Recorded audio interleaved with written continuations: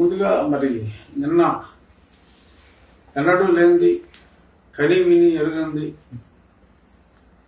సెక్రటేరియట్నే తాకట్టిచ్చేసిన మునగాడు ప్రజలకు మరి బట్టలు నొక్కడం కోసం మరి తన సొంత ఖర్చుల నిమిత్తమా మనకు తెలియదు. కానీ అంటే ఒక 350 కోట్ల రూపాయల కోసం సెక్రటేరియట్నే తాకట్టెట్టేసాయంటే ఇంకా అసలు ఆ క్యాండిడేట్ని ఏమనాలి, ఏం చెయ్యాలి?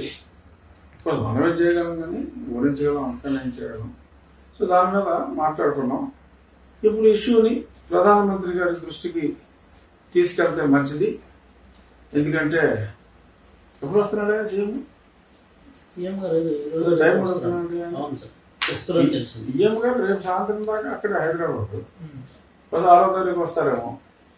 సో ఆప్రా అంటే ఆంధ్రప్రదేశ్ ఆప్రా ముఖ్యమంత్రి జగన్మోహన్ రెడ్డి గారు ప్రధాని గారిని కలిసి లోపే సో మన లేఖ ఆయన దగ్గర ఉంటే ఇది వారి ఆఫీసులో ఇచ్చి రిసిప్ట్ కూడా ఇందాకే తీసుకోవడం జరిగింది. ఆయన ఎక్కడున్నా మెయిల్లో చూస్తారు. ఈ సర్టిఫికేట్ మెయిల్ ఆల్సో మెయిల్లో చూస్తారు. డెఫినెట్గా జగన్మోహన్ రెడ్డి గారు వెళ్ళి సార్ మీరు పొత్తులో ఉండదు సార్ ప్లీజ్ సార్ అని అడిగేటప్పుడు దీని గురించి ఏంటమ్మా సెక్రటేరియట్ తాకట్టేసేవాడు కదమ్మా అని చెప్పి డెఫినెట్గా అడుగుతారని చెప్పి నా ఉద్దేశం. సో నేను ఈ లేఖలో చాలా స్పష్టంగా earlier Visakhapatnam a district in the north coastal Andhra Pradesh where the collectorate, Tahsildar office and other government buildings have been transferred to Andhra Pradesh State Development Corporation to mobilize loans by mortgaging such government assets. So దీని మీద ఏమేమి పెట్టారనేది ఓ list కూడా ఉంది. Circuit house 2.94 acres, తహసీల్దార్ office 1 ఎకరం, R&B quarters 3 ఎకరాలు, ప్రభుత్వ polytechnic college కప్పరాల్లో 23 ఎకరాలు, ప్రభుత్వ ఐఐటి కాలేజ్ 17 ఎకరాలు, రైతు బజార్ కూడా పెట్టారు 3.8 ఎకరాలు, డైరీ ఫారం 30 ఎకరాలు, పట్టు పరిశ్రమ శాఖ స్థలం బక్కన్నపాలెం 5.7 ఎకరాలు, టీపీసీసీ అదొక 20 ఎకరాలు, పోలీస్ క్వార్టర్స్ కూడా పెట్టాడు. ఈ బంగ్లా అది 4 ఎకరాలు అంటే ఈ బంగ్లా, పీడబ్ల్యూడీ ఆఫీసు అలా కెల్లంపూడి లేఅవుట్లో మొత్తం మీద ఇంకొక 5 ఎకరాలు, ఇలా 128 ఎకరాలు తాకట్టెట్టి ఒక 25,000 కోట్లు లాగారు. అది వైజాగ్లో. అంటే ఎంత లాగారో చెప్పాం. ఈ ఏ పొలాలు అన్నది ప్రధాని గారికి రాసి లేక కొంచెం సంక్షిప్తంగా ఉండాలి కాబట్టి అది చెప్పలేదు. అక్కడ చాలా అప్పుడే వచ్చిందని చెప్పడం జరిగింది.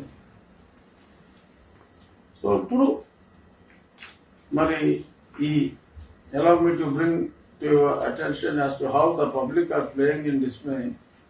అంటే పబ్లిక్ ఎలాగా తిట్టుకుంటున్నారు state government for stooping down to the level of transferring government properties in search of revenues earlier through Mission Build Andhra Pradesh and now to a stage where they are pledging the state governance nerve center, the AP Secretariat to a commercial bank. ఇది nationalised బ్యాంకులు ఎవరు ఆదుకోమని చెప్పుకుంటారు. అందుకని private bank ICICI కూడా ఒప్పుకోవాలా. HDFC bank వెళ్ళారు. HDFC వాళ్ళు private bank ఆదాయం పోయింది. రేపు ఈ లోన్ కట్టకపోతే ఈ ప్రభుత్వం వచ్చి చీఫ్ మినిస్టర్ని కట్టబట్ట తీసి బయటపడేస్తారు. ఇది ఈ రోజు నుండి ఇది HDFC వారి భవనము, ముఖ్యమంత్రికి ప్రవేశము నిషిద్ధము, ట్రెస్పాసర్స్ విల్ బి ప్రాసిక్యూటెడ్. అంటే ఒక తాగుబోతు అయిన ఒక ఇంటి పెద్ద తన వ్యసనాల కోసం అంటే ఇక్కడ డబ్బు వ్యసనం ఈ ప్రభుత్వానికి. తన వ్యసనాల కోసం తాకట్టెట్టి ఇల్లు, భార్య మెడలో పుస్తెలు అన్నీ కూడా తాకట్టెట్టి తినటానికి, గంజి తాగడానికి ఏదో కొంచెం బియ్యం లాంటిది ఇచ్చి మిగిలిందంతా ఆడ ఆంపట్ చేసేస్తే వాడిని మనం మహానుభావుడు అంటాం. గదిలో కూర్చోబెట్టి పిల్లలు కలిసి ఆడిని వాయిన్ చేస్తారు. అంటే ఏంటిది మొత్తం బిల్డింగ్ అమ్మేస్తావా తెలియకుండా, రాత్రి నా మెల్ల పుత్తులు కొట్టేసి అమ్మేస్తావా, ఏదన్నా అంటే బియ్యం తెచ్చారు కదా, కూరలు తెచ్చారు కదా అంటావా అని ఏం చేస్తారు? ఈ మధ్యన అలాంటి మొగులు చంపేస్తున్నారు. సో అలాంటి వ్యసనపరుడైన భర్త ఆస్తులు తాకట్టు పెట్టి ఏదో బియ్యం గింజలు 4 ఇంటికి సాయంత్రం వచ్చేటప్పుడు కొనుక్కొస్తే వాడిని ఎలాగ క్షమించరో ఈ ప్రభుత్వ పెద్దలను కూడా, చీఫ్ సెక్రటరీ ఎలా ఒప్పుకున్నాడు, సెక్రటరీ తాకట్టు పెడతానంటే మనకు తెలియదు. వీళ్ళందరూ కలిసి రాష్ట్రాన్ని ఏం చేస్తారో మనకు తెలియదు. నేమో సాక్షి పేపర్ చూసి అధికారులు ఖండిస్తారేమో, ఖండించరా. అంతసేపు వివేకాన్ని చంపింది అలా 4 చంపేసి అదో స్టేట్మెంట్ దానికి కూడా వస్తారు. సో మరి ఇది నిజం, ఆస్తి తాకట్టు పెట్టింది నిజం. అయితే సాక్షి ఏం మాట్లాడుతున్నావు రామోజీరావు, ఏం రాధాకృష్ణ అని చెప్పి అనేవారు. అలాగే అంతే తాకట్టు తెచ్చాడు అది. సో ఈ రకంగా మరి తాకట్టు పెట్టేస్తే ఎక్కడికి వెళ్తుంది అని చెప్తూ కొంచెం సుదీర్ఘమైన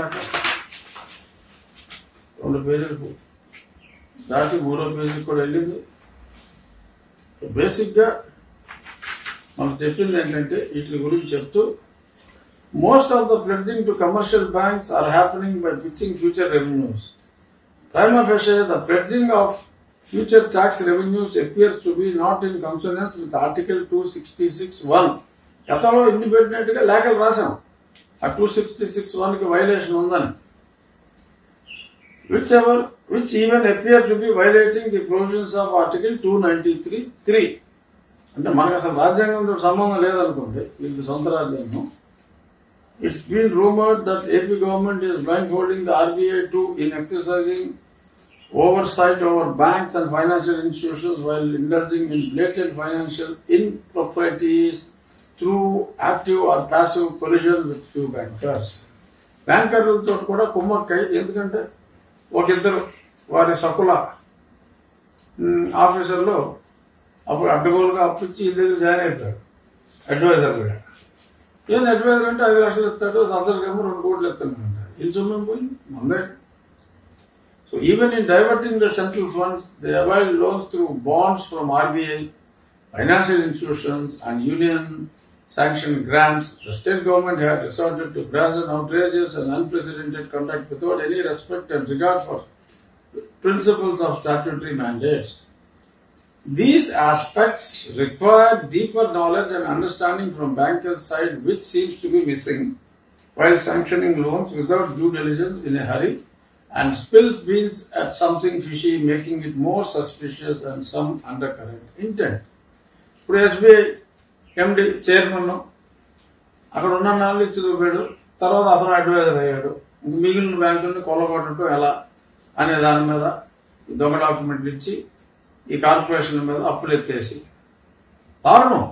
RBI ఈ సంవత్సరం ముందు మీ లిమిట్ 36 కోట్లు ఎంతో చెప్పింది, 36,000 కోట్లు. ఆల్రెడీ 70,000 కోట్లు, 79,000 కోట్లు ఎత్తేశారు.